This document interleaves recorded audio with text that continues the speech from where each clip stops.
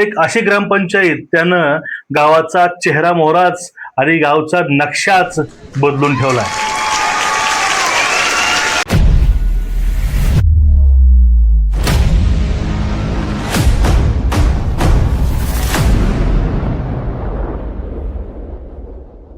जातीपाती पुढे जाऊन आणि धर्माच्या पुढे जाऊन विचार करून गावाचं कसं नंदनवन होतं आणि जातीच्या कचाट्यामधून अनेक शिक्षित सरपंच आणि बॉडी भेटली तर गावाचं नंदनवन कसं होतं, गाव कसं फुलतं याचं उदाहरण म्हणजे ग्रामपंचायत कवळी.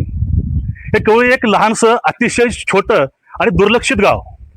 ह्या गावाचं म्हणतात ना, लोखंडाच्या शेजारी जर परस आला तर त्या लोखंडाचंही अक्षरशः सोनं होतं.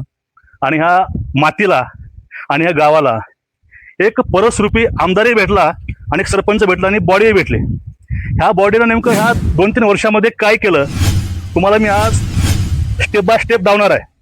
पण आजच नाही, प्रत्येक चुलीपर्यंत जाऊन, प्रत्येक रंजल्या गांजल्या माणसापर्यंत जाऊन, विविध उपक्रम वागून, आरोग्याविषयी असतील, रोजगाराविषयी असतील किंवा त्या पलीकडे जाऊन सगळ्या चौकटी दूर करून गावासाठी अजून काय करता येईल, अजून काय आणता येईल, या सगळ्यासाठी आणि सगळ्याकरिता अगदी हाडाचं काड करणारे आमची बॉडी, ती कर्तव्यनिष्ठा, ती तळमळ यांच्यामध्ये आले. ती आले कुठून? या मातीमधून आले आणि यांना सहकार्य मिळतंय आमचे शिक्षक अभिमन्यू पवार साहेब, म्हणजेच आमचे आमदार अभिमन्यू पवार साहेब. आज या निमित्तानं आम्ही त्यांचे आभार मानतो.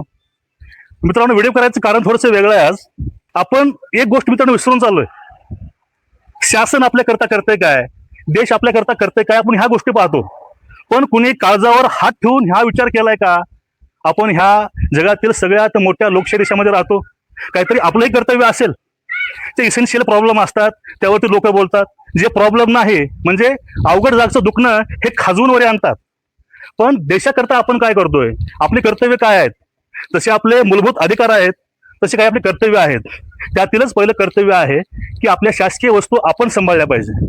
यासाठी कोणी परका येऊन आपल्या ह्या वस्तू सांभाळू शकत नाही. आमचं गाव बघा, परिसर बघा, गावाला येऊन भेट द्या, मग तुम्हाला समजून जाईल एकता काय असते.